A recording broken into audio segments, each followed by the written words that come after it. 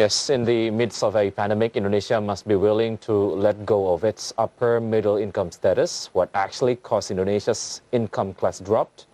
Let's examine it further in these following infographics. The first one is Indonesia's gross national income. In 2019, Indonesia's gross national income was on the level of $4,050 per capita. And in 2020, it was decreased significantly to the level of $3,870 per capita.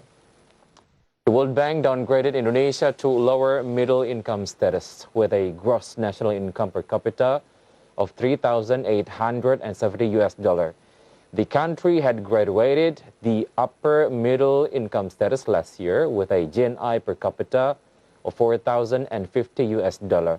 Its first time in that band since ranking going back to 1988.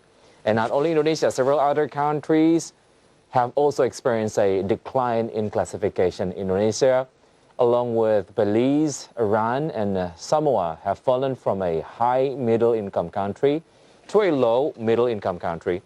And before discussing the causes of the decline in Indonesia's national income, let's first look at the classification of state income based on World Bank standard. And let's see the data directly. This is country classification based on gross national income.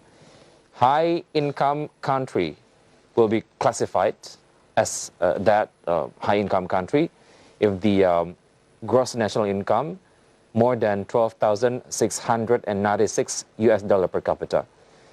Meantime, for the country that classified as upper middle income country, the gross national income in the range of $4,096 to $12,695 per capita.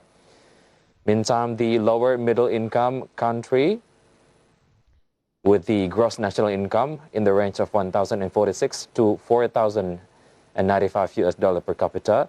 Meantime, the country that is included to the lower income country with the gross national income less than $1,045.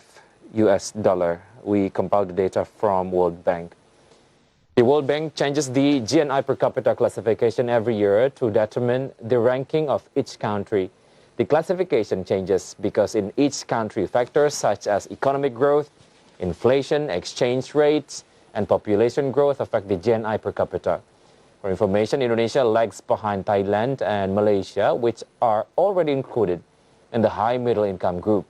This year, Indonesia is in the same group as the Philippines, Laos, Vietnam, Timor-Leste, Cambodia, and Myanmar as low middle income countries. Meanwhile, Singapore and Brunei Darussalam are categorized as high income countries. So what causes Indonesia to experience a decline in income class? Let's check it through the next graphic. The first one is the economy is down as a result of the COVID-19 pandemic. Indonesia people's income is declining, of course, and GNI per capita in the previous year at the lower limit. Indonesia's decline to become a low middle income country cannot be separated from the slump in the Indonesian economy due to the outbreak of the COVID-19 pandemic since March 2020. In fact, based on the draft National Medium-Term Development Plan, the government projects that Indonesia's GNI will reach around $4,300 per capita in 2020. And however, the outbreak of the COVID-19 pandemic, national economic growth in 2020 actually contracted to 2.07%. Then, what are the impacts of this income class downgrading? Let's check it through the next graphic. These are the list of the impact of the country's income class downgraded by World Bank. The first one is can reduce foreign investment interests and reduce financial support from the World Bank and other countries, weakening economic and business competitiveness, and affecting foreign debt interest. Indonesia's status as a low middle income country has an impact on two sides. There is a positive impact for Indonesia. One of them is generalized system of preferences from the United States. Meanwhile, on the other hand, Indonesia will be less attractive in terms of investment because it is considered not to be an investment destination country with a safe risk profile.